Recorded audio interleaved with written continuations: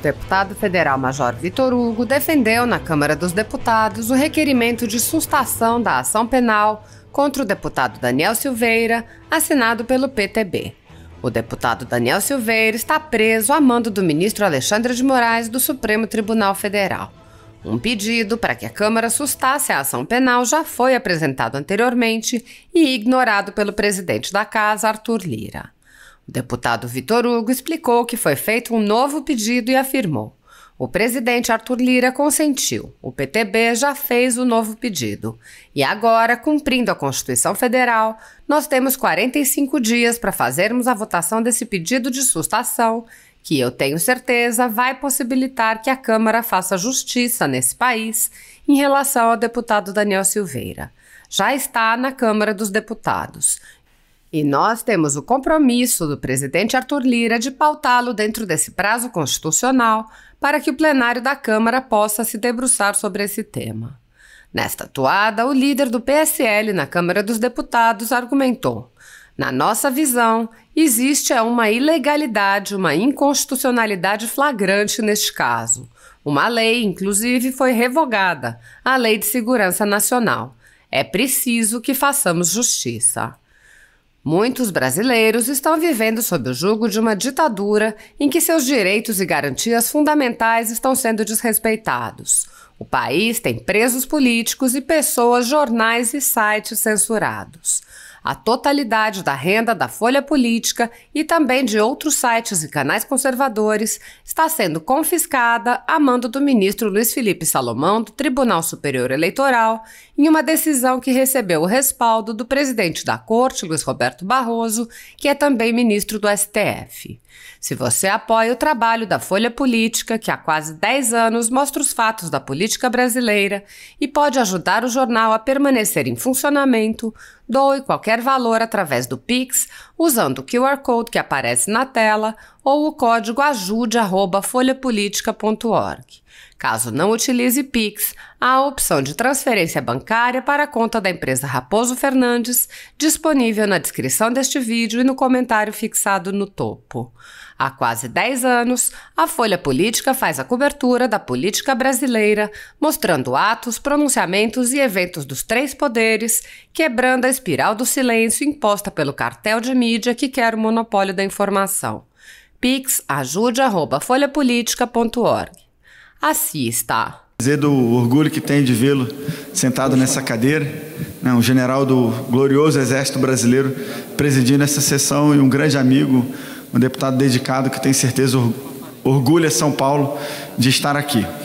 Presidente, eu queria anunciar nesse momento que a nosso pedido, e já coordenado com o presidente Arthur Lira, nós reiteramos o pedido, deputado Marcel, para o PTB, para que apresentasse um novo pedido de sustação do processo criminal contra o Daniel Silveira, que existe hoje contra o Daniel Silveira no Supremo Tribunal Federal, para que seja apreciado finalmente no plenário da Câmara dos Deputados. O presidente Arthur Lira consentiu, o PTB já fez o novo pedido e agora, cumprindo a Constituição Federal, nós temos 45 dias para fazer a votação desse pedido de sustação, que eu tenho certeza vai possibilitar que a Câmara faça justiça nesse país em relação ao deputado Daniel Silveira. Então é só para informar a todo o plenário que já foi feito um novo pedido pelo presidente do PTB, já está na Câmara dos Deputados e nós temos o compromisso do presidente Arthur Lira de pautar dentro desse prazo constitucional para que o plenário da Câmara possa se debruçar sobre esse tema. Na nossa visão existe uma ilegalidade, uma inconstitucionalidade flagrante nesse caso, uma lei inclusive foi revogada, né, a Lei de Segurança Nacional, e é preciso que a gente faça justiça. Muito obrigado, presidente. Deputado Luiz Miranda. Deputado Hildo Rocha.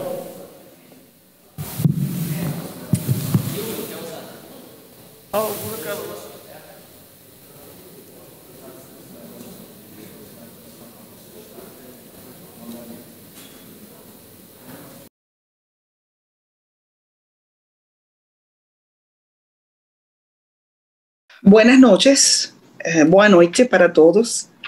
É uma honra para mim estar aqui nessa palestra com meu amigo, o professor Marcelo Suano, que eu conheci pela mídia. Quando ele escreveu esse livro inacreditável que conta a história da Venezuela, como destruir um país, ele me contactou pela mídia. Embaixadora, eu quero conhecer a você. E aconteceu. Então, eu escrevi a contraportada de seu livro. Isso foi maravilhoso, porque foi uma reunião muito boa. Eu lembro sempre que foi uma reunião de uma pessoa que eu não conhecia e que conhece muito bem o que está acontecendo no meu país. Também é uma honra para mim falar com Lucas. Lucas escreve muito de Venezuela e conhece muito bem a situação. Então, eles conhecem tanto bem Venezuela que eu só aqui vou fazer uns comentários, porque eles conhecem muito bem a situação. E, por supuesto, eu quero cumprimentar ao ministro Roberto, porque a FUNAG abriu as portas para mim, não como a embaixadora, sino como a professora Maria Teresa Velantra, que eu sou. E eu agradeço muito, porque quando você é professor toda a sua vida, isso não muda. Então, para mim é uma honra que a FUNAG hoje haya feito este convite para falar sobre como destruir um país. Então, eu quero começar dizendo que como você pode destruir um país? Um país petroleiro, um país que foi o país mais rico da América Latina, que tem as maiores reservas de petróleo do mundo. Como que aconteceu que a Venezuela hoje tem 5,5 milhões de venezuelanos que tiveram que fugir porque estão morrendo de fome? Como é que 5 milhões de venezuelanos tiveram que cruzar a fronteira a pé? Só para colocar uma dimensão, a migração nossa nesse momento tem a mesma população que muitos países. Venezuelanos que caminaram uma distância que é desde Berlim hasta Madrid, buscando uma boa vida. Aqui em Brasil, temos 300 mil venezuelanos, de los quais 280 mil cruzaram a fronteira a pé, com a roupa que tinham posta e uma mala. Então, como destruir um país? O primeiro, quando as pessoas elegem nas eleições a uma pessoa que não tem capacitação para ser presidente. A destruição da Venezuela não começou com Maduro.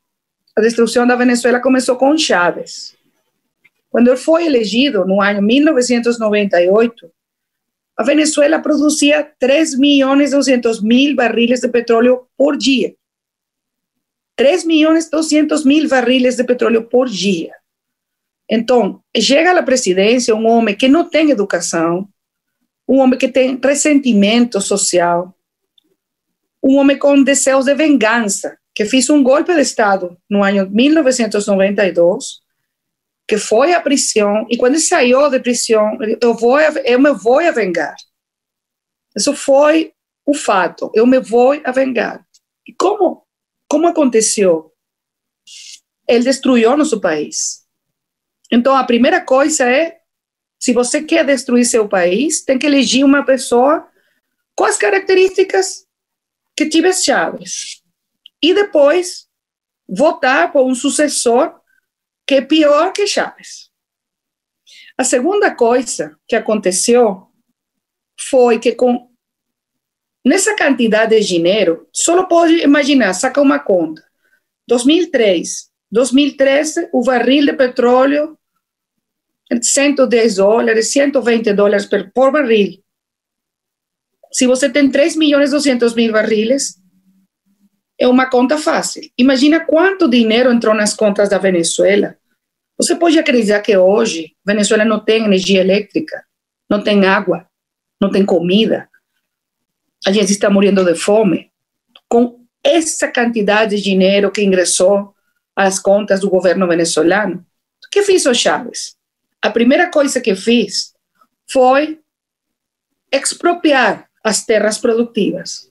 O primeiro que aconteceu, as melhores fazendas, as melhores, as mais produtivas, não, agora não são de seus donos, são de nosso governo.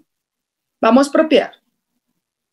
Nessas terras que os produtores eram produtores de bem, produziam milho, farinha, arroz, feijão, bananas, frutas. Tudo isso acabou. Porque eles expropriaram as terras para dividir as terras entre as pessoas e ninguém fez um investimento, ninguém fez um mantenimento, ninguém fez uma capacitação para as novas pessoas. Então, as terras foram arrasadas. A segunda coisa que ele fez foi despedir, votar, sair de 20 mil empregados da indústria petroleira. Isso aconteceu no ano 2002. Um dia, ele decidiu sair de 20 mil profissionais, engenheiros petroleiros, geologistas, pessoas que tinham toda a sua vida fazendo um trabalho maravilhoso, porque a Venezuela foi a segunda indústria petroleira mais importante no mundo. Então, se você quer destruir uma indústria petroleira, o primeiro que tem que fazer é sair das pessoas profissionais e colocar nesses postos amigos ideológicos, pessoas do partido político do presidente que não têm capacitação para fazer o que a indústria petroleira faz, que é produzir petróleo. Essa foi a segunda coisa que ele fez, expropriar as terras produtivas, colocar pessoas sem capacitação na indústria petroleira e começar a fazer convênios com governos não democráticos. O primeiro que tem que chamar a atenção de vocês é que no ano 2001, Chávez visitou Saddam Hussein no meio das sanções contra Saddam Hussein pela guerra de Iraque. E ele foi a fazer acordos com ele, com o governo iraniano, com o governo de Coreia do Norte, com Cuba, com governos não democráticos. Então, tem uma terceira opção, como destruir um país, fazer convênios com governos não democráticos. A quarta coisa que ele fez foi entregar nossa soberania, nossas forças armadas, nossa inteligência e nossa companhia para fazer documentos, identificação aos cubanos. Chávez fez um convênio com Cuba e ele entregou tudo o que é nossa identificação, registros, cartórios. Hoje, a Venezuela, se você vai vender um apartamento, ou se você vai vender um carro, os cubanos têm controle desses documentos. Aí tem uma quarta coisa, entregar a soberania a um governo estrangeiro. E Chávez abriu as portas para os cubanos, primeiro, e depois para outros, russos, chinos, iranianos. A outra coisa que você tem que fazer para destruir um país é regalar o dinheiro que não é sujo. Chávez recebeu tanto dinheiro, foi como quando você ganhou a loteria. Então, ele decidiu repartir o dinheiro entre os amigos. Quando você precisa, Evo Morales, aqui tem dinheiro. Quando você precisa, Rafael Correa, aqui tem. Eu te vou regalar um helicóptero. Ele regalou helicópteros das Forças Armadas aos amigos. Você regala as coisas que são suas, você não regala um patrimônio nacional. Ele fez isso. Ele fez isso. Regalou nosso dinheiro, o dinheiro dos venezuelanos, o dinheiro de PDVSA. Regalou. E também fez uma estrutura burocrática de corrupção para beneficiar as pessoas que trabalhavam com ele, que isso foi CADIV, Comissão de Administração de Divisas. Se você precisava importar uma caneta, você precisava importar um quaderno, um livro, um carro, você tinha que passar por uma empresa administrada pelo governo e ele decidia, você tem dólares ou você não tem. Aí ocorreu o maior acto de corrupção de nossa história. Outra coisa que você tem que fazer para destruir o país é administrar mal. E eles administraram muito mal os recursos porque eles regalaram, donaram e se corromperam. A outra coisa que você tem que fazer, o que ocorreu na Venezuela, foi transformar as Forças Armadas. Nossas Forças Armadas, no passado, foram Forças Armadas profissionais, formadas em democracia, subordinadas ao poder civil. O que aconteceu? Chávez mudou tudo isso, transformou a estrutura das Forças Armadas e cambiou a doutrina de emprego das Forças Armadas, de Forças Armadas profissionais a Forças Armadas revolucionárias. Agora, sua lealdade não é com a nação, sua lealdade é comigo, com o líder da revolução. Quando você tem todos esses elementos e também tem um controle total das instituições, Chávez teve controle do Tribunal Supremo de Justiça, da Assembleia Nacional, da Contraloria, Procuradoria, Direitos Humanos, todos os poderes estavam em controle de Chávez. Então, você tem aí todos esses elementos que hoje configuram a crise humanitária complexa mais grande do mundo depois de Síria, com uma diferença. Síria tem 10 anos de guerra civil. A Venezuela está destruída sem guerra civil. Tem 5,5 milhões de venezuelanos que tiveram que fugir. Então, essa outra coisa. Você quer arruinar um país, tem que expulsar seus melhores cidadãos. E eles expulsaram médicos, professores, engenheiros, enfermeiros, maestros.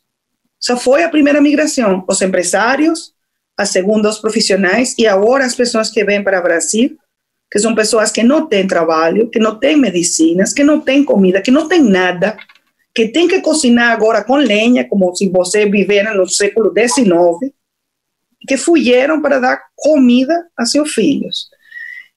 E, finalmente, como você pode destruir um país? Dando exemplos de repressão. Os venezuelanos nos levantamos nas ruas uma e outra vez.